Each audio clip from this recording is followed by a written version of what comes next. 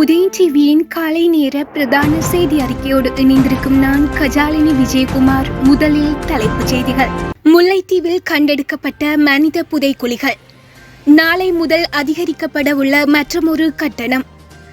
தற்காலிக ஒப்பந்த பணியாளர்களுக்கு மகிழ்ச்சியான தகவல்.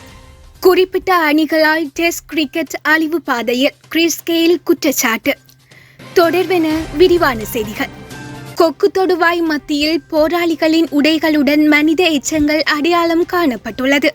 தேசிய நீர்வளங்கள் வடிகாலமைப்பு சபையினர் நீர் இணைப்பினை மேற்கொள்வதற்காக கனரக இயந்திரம் கொண்டு நிலத்தினை தோண்டிய போது நிலத்தில் புதைக்கப்பட்டிருந்த மனித எச்ச அடையாளங்கள் காணப்பட்டுள்ளன.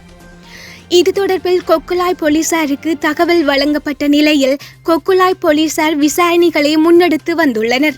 இதன்போது பெண் போராளிகளின் சீருடை மற்றும் எலும்பு எச்சங்கள் என்பன அடையாளம் காணப்பட்டுள்ளன. இலங்கையின் வெளிநாட்டு வேலைவாய்ப்பு பணியகத்தின் பதிவு கட்டணம் மற்றும் முகவர் நிலையத்தை புதுப்பித்தல் கட்டணங்கள் அதிகரிக்கப்படவுள்ளன. தொழிலாளர் மற்றும் வெளிநாட்டு வேலைவாய்ப்பு அமைச்சின் செயலாளர் வெளியிட்டுள்ள அறிக்கையில் இந்த விடயம் தெரிவிக்கப்பட்டுள்ளது.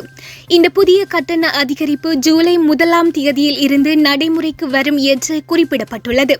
இதன்படி வெளிநாட்டு வேலைவாய்ப்பு பணியகத்தின் பதிவு கட்டணம் 17,928 ரூபாயிலிருந்து 21,467 ரூபாவாகவும் பதிவை புதுப்பிப்பதற்கான கட்டணம் 3,774 ரூபாவிலிருந்து 4,483 ரூபாவாகவும் அதிகரிக்கப்பட உள்ளது.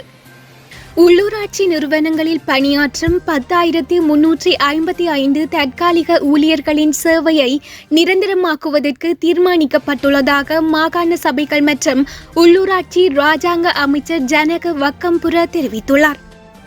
இந்த ஊழியர்களின் தற்காலிக ஒப்பந்த மற்றும் மாற்றுத்திறனாளிகள் உள்ளடங்குவதாகவும் இவர்களை நிரந்தரமாக்குவதற்கு அதிபர் மற்றும் பிரதமர் இணங்கியுள்ளதாகவும் இராஜாங்க அமைச்சர் தெரிவித்துள்ளார். நீண்ட நாட்களாக தற்காலிக பணியாளர்கள் தங்களை பணி நிரந்தரம் செய்ய வேண்டும் என்று அரசுக்கு கோரிக்கை விடுத்து வந்துள்ளனர்.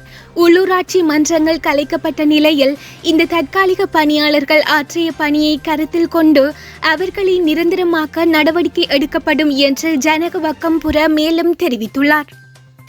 இந்தியா, இங்கிலாந்து மற்றும் ஆஸ்திரேலியா ஆகிய 3 அணிகள் அதிக அளவில் டெஸ்ட் கிரிக்கெட்டில் விளையாடுவது இறுதியில் அந்த கிரிக்கெட்டையே அழித்துவிடும் என்று மேற்கிந்திய தீவுகள் அணியின் முன்னாள் வீரர் கிறிஸ் கெயில் தெரிவித்துள்ளார்.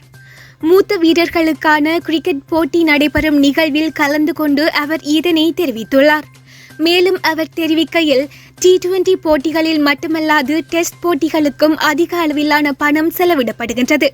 இந்த நிலையில் கிரிக்கெட் போட்டிகள் தற்போது மிகப்பெரிய தொழிலாக உருவெடுத்துள்ளது. மேற்கிந்திய தீவுகள் போன்ற சிறிய அணிகள் சிறப்பாக விளையாடுவதற்கு சர்வதேச கிரிக்கெட் போட்டிகளில் பெரிய அணிகளுக்கு கொடுப்பது போல் அதிக அளவில் ஊதியம் கொடுக்க வேண்டும். சிறிய அணிகளை காட்டிலும் பெரிய அணிகளுக்கு அதிக அளவிலான ஊதியம் வழங்கப்படுகின்றது. இதனால் சிறிய அணிகள் பாதிக்கப்படுகின்றன. சிறிய அணிகள் தங்களது திறமைகளை வளர்த்து கொள்ள அதிக அளவிலான போட்டிகளில் விளையாட வேண்டியுள்ளது. பெரிய அணிகளில் உள்ள வீரர்களுக்கு உள்ள சிறப்பான உள்கட்டமைப்பு வசதிகள் சிறிய அணிகளுக்கு கிடைக்க வேண்டும். பெரிய அணிகளில் உள்ள வீரர்களுக்கு வழங்கப்படும் ஊதியத்தை போன்று மற்ற அணி வீரர்களுக்கும் வழங்கப்பட வேண்டும்.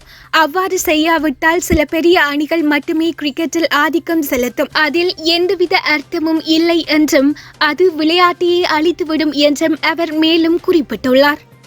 நன்றி.